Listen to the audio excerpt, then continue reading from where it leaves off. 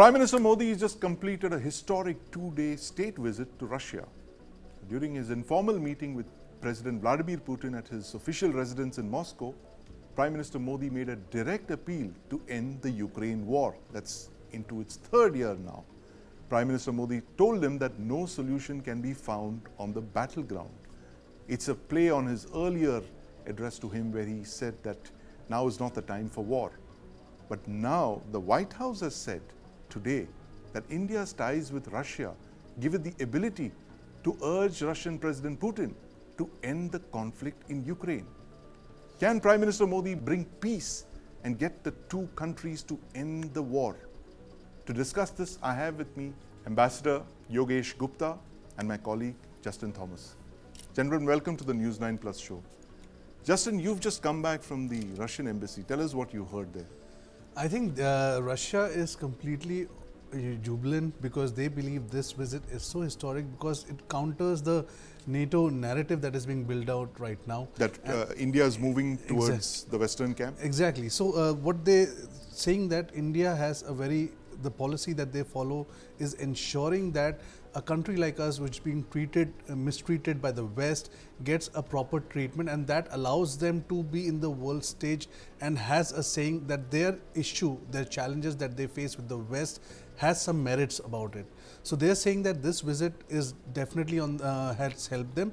They are also saying the fact that this conflict that is going on is a proxy war. Ukraine, the US embassy in Kiev is the one that is actually planning all this with the weapons provided by the European nations. So it's a direct contest between US and Russia is saying that when will US come to the negotiating table? Right. Because they don't expect anything from Ukraine. They don't expect anything. That's an interesting spin on things, that they don't expect the Ukrainians to negotiate. Let's bring in Ambassador Yogesh Gupta into this. Ambassador Gupta, interesting statement from the White House today which calls for India to mediate in the Russia-Ukraine war.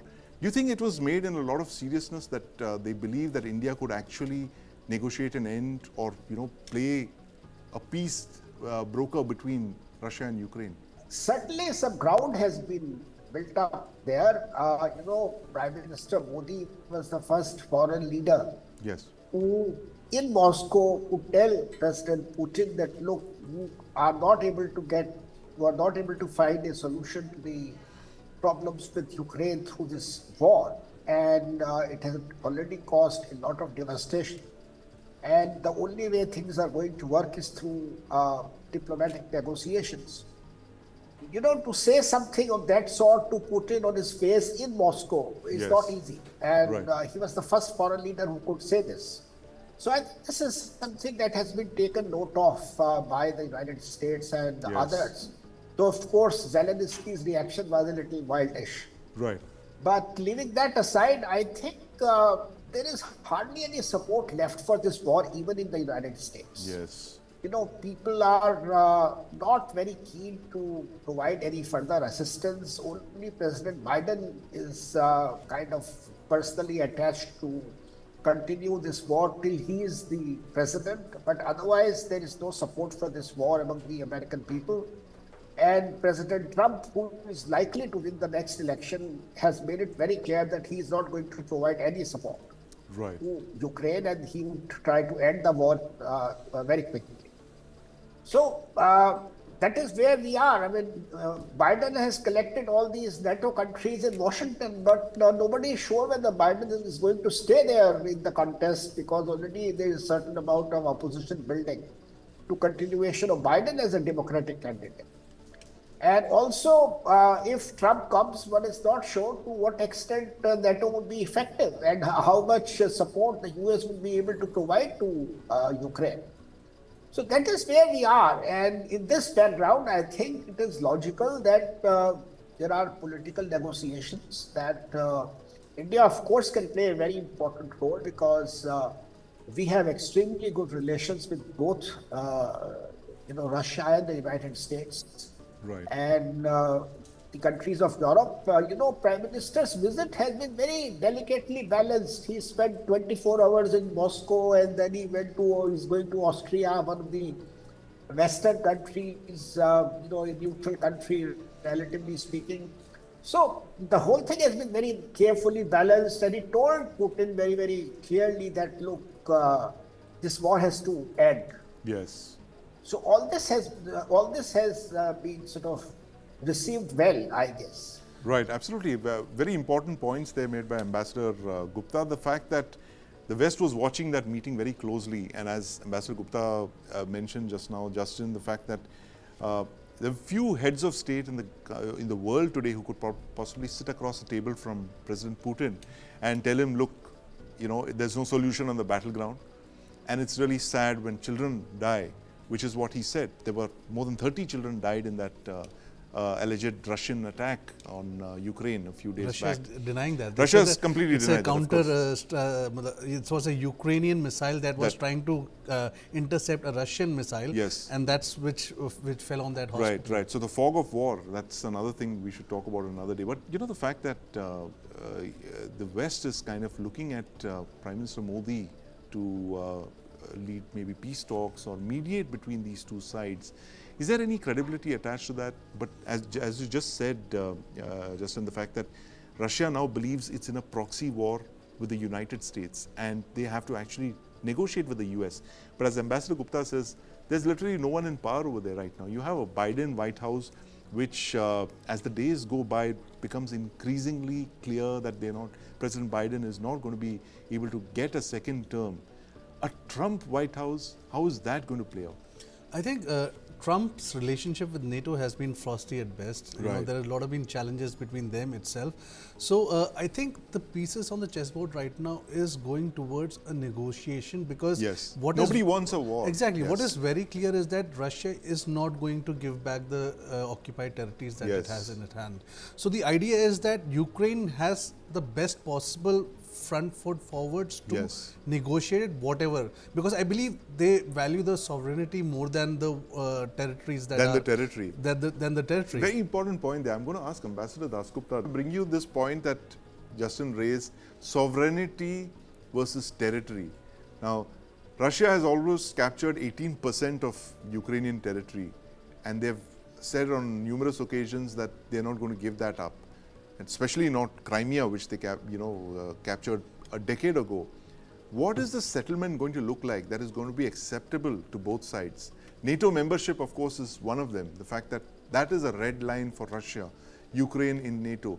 How do you think a negotiated settlement is going to look like between Ukraine and Russia, given the fact that we're in year 3 of the war that doesn't seem to be extending into year 4? Your views on this? Well, there are some parts like Crimea, for instance, which were until not long ago were part of the Soviet Union or Russia. So obviously, those parts can't go back to Ukraine. And as far as the other parts are concerned, I think it will have to be eventually a matter of some negotiations because what you lose on the battlefield, you can't gain in the negotiations, and particularly when you're weak. Right. So, we have to keep that in the mind. And also, they will be declining support for Ukraine from here on because if Trump comes, then he has no particular attachment to Ukraine. So it's a very small window of opportunity that's closing even as we speak. That window of opportunity for peace exists only for about 3 or 4 months, as you were saying, Ambassador Gupta. No, what I'm saying is that Ukraine has to become quite realistic as to what its cards are, what it can possibly get, and these negotiations, can't be completed in. I don't think these can be completed in 2-3 months. But eventually, we can have a situation that Ukraine is sort of given some sort of a neutral status, and some parts of Ukraine are under, let's say, trusteeship of the United Nations, and some sort of elections are held later on to figure out where the people of those parts want to, which side they want to join.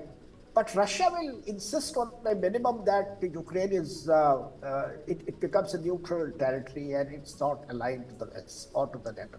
Right. So, Ambassador Gupta, the realistic assessment of India being a mediator in this, what would that look like? I mean, Prime Minister Modi has in the past reached out 2 years back with that famous statement where he got both sides to agree to a ceasefire for a few hours. Can that be extrapolated to something more permanent of the kind that you're mentioning? That, you look at something like a frozen conflict is what a lot of people are saying this could be. And here I think the United States and countries of Europe like France and Germany and UK, I mean, they have to play a very important role because they have to become much more realistic and they have to sort of come down to what is possible to get on the negotiating table. And first of all, we have to find a way to stop the war, to end the war, some sort of a ceasefire. And once that happens, then of course negotiations can take place. India can play a role, or there are other countries too who can play a role. So yes, the prospects are there. Why not? Yes, the prospects are there. Why not? Can India stop the war in Ukraine? First, you need a ceasefire. The negotiations have to begin, and that's a very interesting play of words from the White House today for India being a mediator in the Russia-Ukraine conflict. But that's all we have for today. Thanks very much for watching. Thanks for joining us, Ambassador Gupta and my colleague Justin Thomas.